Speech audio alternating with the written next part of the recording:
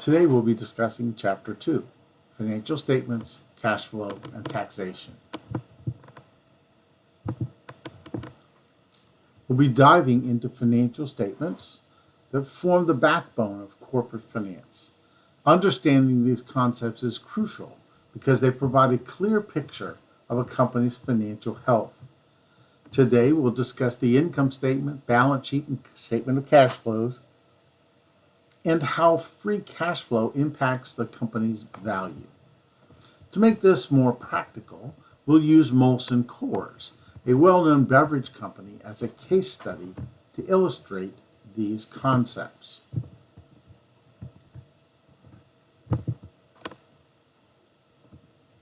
The income statement is also known as the profit and loss statement, or P&L.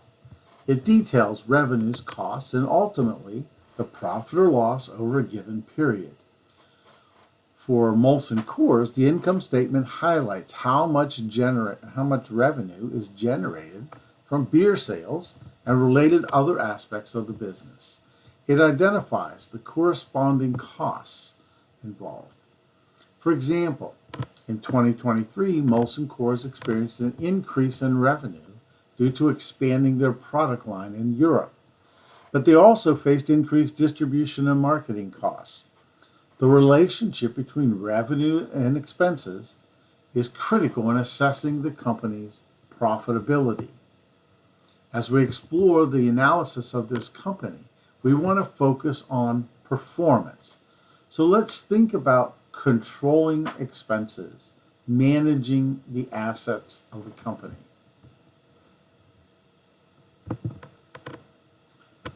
The balance sheet provides a snapshot of the company's financial position at a specific moment in time.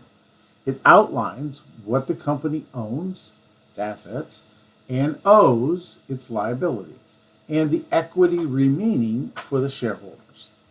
For Molson Coors, assets include brewing facilities and inventory, while liabilities include loans taken to finance operations. A strong balance sheet gives the company financial flexibility.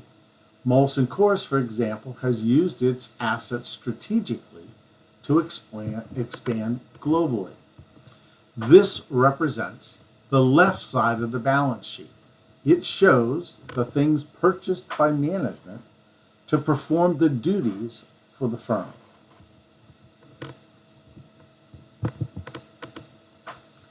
This is the right side of the balance statement. It shows where the funds come from to buy the assets from the left side. There is debt and equity. With debt, we have short and long-term financing. With equity, we have preferred and common stock, as well as retained earnings.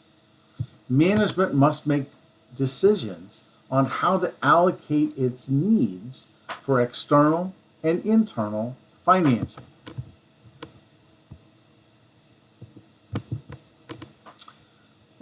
The statement of cash flows explains how cash enters and leaves a business through three main activities: operating, investing, and financing.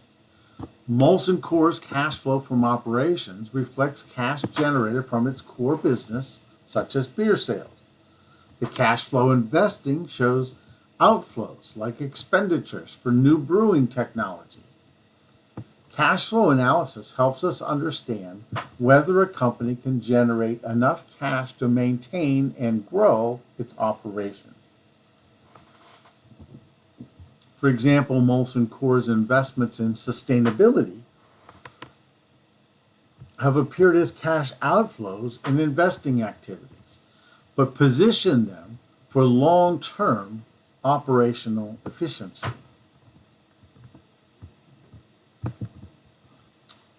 What is free cash flow? It is the cash available for distribution to investors after all necessary investments have been made to maintain operations.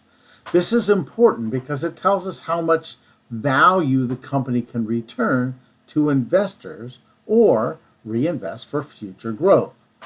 For instance, Apple Inc. Generates substantial free cash flows allowing it to both reward shareholders with dividends and share buybacks, while also still investing in new products. Free cash flow serves as a strong indicator of a firm's financial health. So, what can a company do with its free cash flow? There are several things. With respect to creditor investments, they can pay back interest or they can buy back or pay off the principal of their debt. With respect to stock investors, they can pay dividends or buy back the stock through repurchasing programs. However, in addition, they can also buy non-operating assets such as marketable securities, short-term investments in other companies, etc. Molson Coors has used its free cash flow to pay down debt from its acquisition of other brands, which has helped it strengthen its balance sheet. Another example is Microsoft, which uses its free cash flow to repurchase shares, enhancing its shareholders' value by reducing dilution.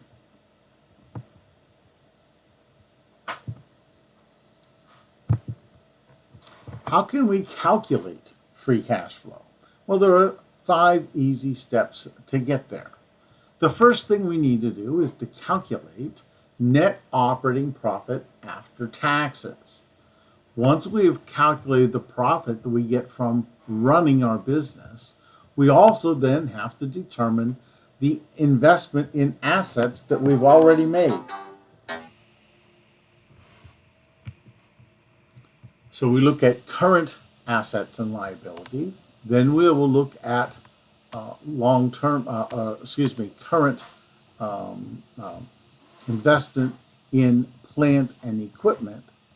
We will combine those together to give us a net investment in operating capital. And then we combine those two topics.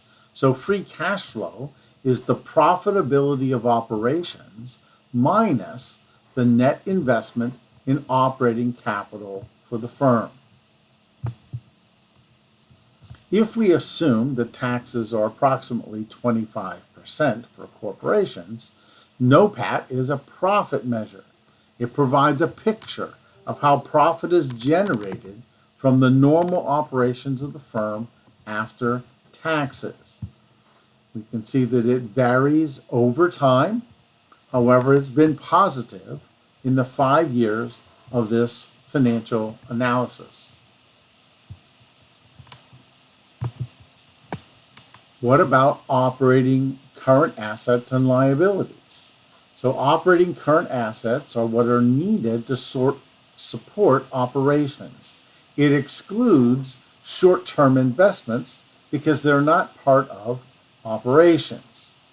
Likewise, operating current liabilities excludes things like notes payable because they are a source of financing and again are not a part of operations.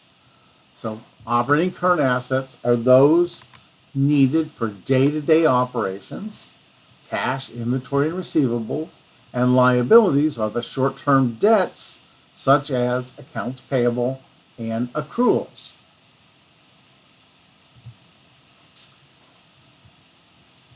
To determine the net operating working capital, we just subtract operating current liabilities from operating current assets. And as you see here, it represents the amount of working capital needed to run operations effectively. The net operating capital, in this case, we see is negative for several years. So Molson Coors may have insufficient net operating working capital. So it may run into issues covering operational expenses, such as payments to suppliers and others in peak periods.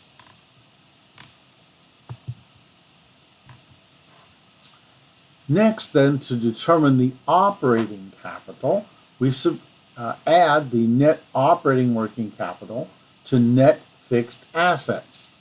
In this case, you can see that it represents the current totals of all the assets used to operate the firm.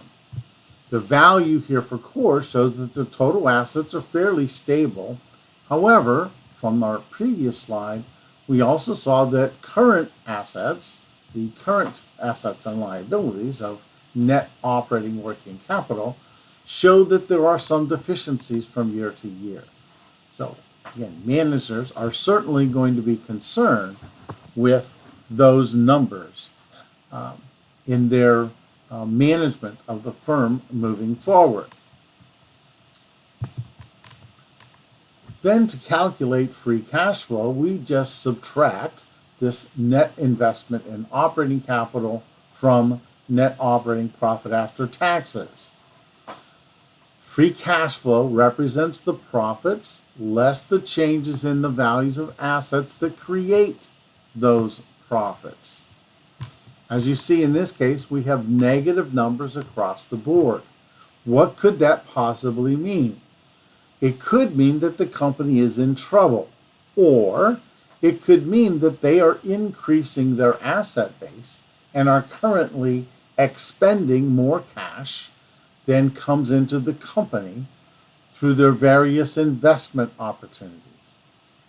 If we remember the slides most recently, we saw that every year there is cash flow coming into the company from operations. So we're making money from making beer, but we have cash outflow in our investments of assets. Certainly we can't continue this negative free cash flow forever. However, from time to time, there could be strings of years where those numbers are negative rather than positive.